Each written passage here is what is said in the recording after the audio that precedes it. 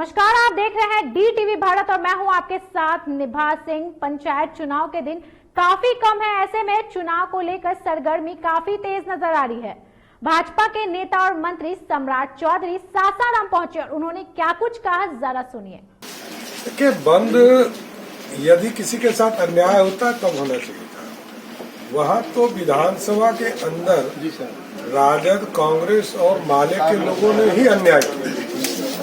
अरे नोक-झोंक तो होती है, ये तो सुना जाता है, लेकिन कोई तोड़ फोड़ मारा पीटी करने पे उतर जाए, ये जनमत का अपमान है।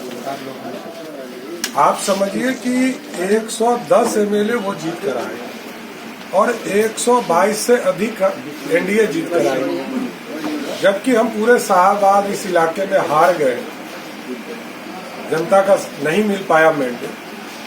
लेकिन आप समझिए कि आप एक तरफ अराजकता फैला रहे हैं, तोड़ फोड़ कर रहे हैं, और दूसरी तरफ बंदी का भी आंदोलन कर रहे हैं। आप समझिए कि पुलिस बुलाने की स्थिति बनी।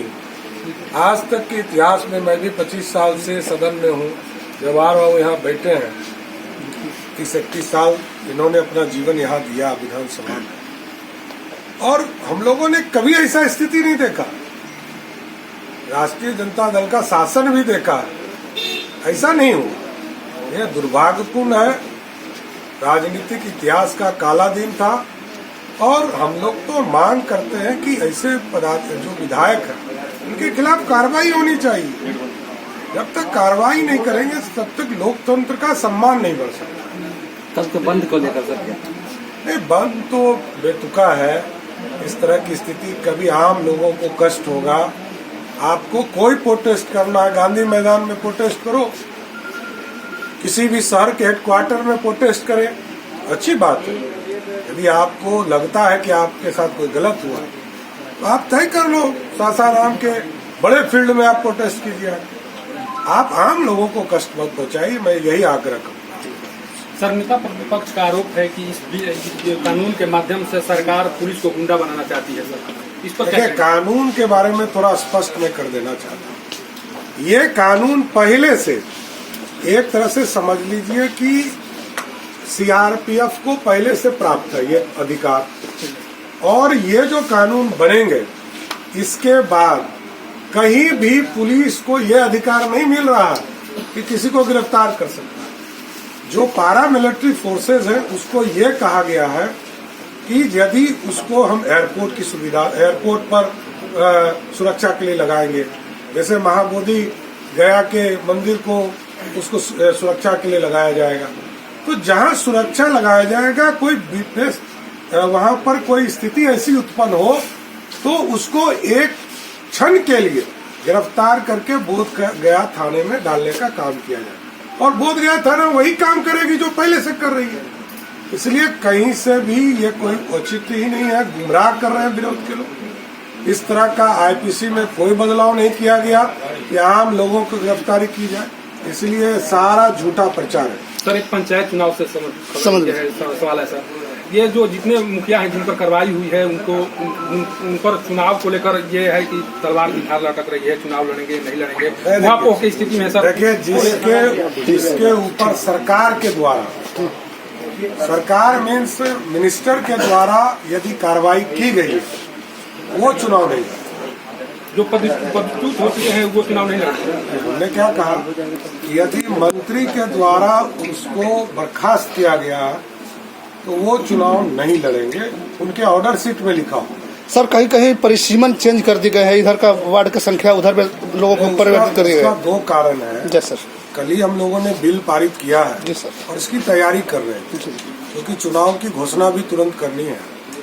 तो उसमें बेसिकली हम लोगों ने तय किया है कि 1993 में गजट हुआ था, उसमें लगभग 7000 आबादी पर एक पंचायत बनाई गई। जी सर, अब हम लोगों ने तय किया है कि जो नए परिसीमन जब तक नहीं होंगे, 2026 में परिसीमन और आरक्षण का काम होगा, लेकिन इस बीच में जिससे भी कटकर नगर बन गए उसकी आबादी यदि 91 के जनगणना के हिसाब से 3000 से अधिक होगा तो वो पंचायत अस्तित्व में रहेगा।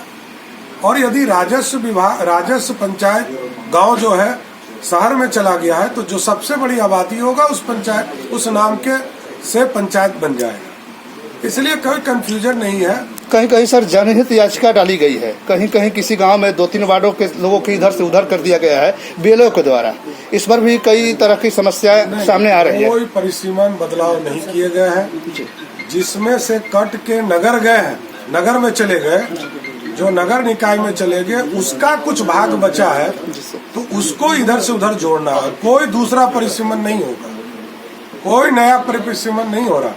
लेकिन जहाँ जहाँ छेड़ हुआ है जी सर, जो नगर में चले गए और कुछ पंचायत गांव बच गए हैं उसको हम लोग उसमें जोड़ने का काम करेंगे। बगल के पंचायत में यदि 3000 से कम आबादी होगा और 3000 से अधिक आबादी होगा तो सबसे बड़े आबादी वाला गांव पंचायत के नाम से। सर इससे इस तरह की खबर है कि एक गांव है पंचायत आपको बड़हरी पंचायत अंतर्गत तेंदुनी गांव, वहाँ 10 लोगों का दूसरे वार्ड में, 15 लोगों के दूसरे वार्ड में, और वहाँ उस गांव के व्यक्ति द्वारा जो है याचिका डाली गई है। वहाँ जांच करने गया तो बीएलओ के द्वारा वहाँ पर बताया जा रहा है कि यहाँ गड़बड़ी की गई है। इसको लेकर सर आपकी बड़ा स्पष्ट है, बीएलओ के स्तर पर वार्ड का छेड़छाड़ हो सकता है, ये मैं मान सकता हूँ जी सर, क्योंकि उसका काम चल रहा था।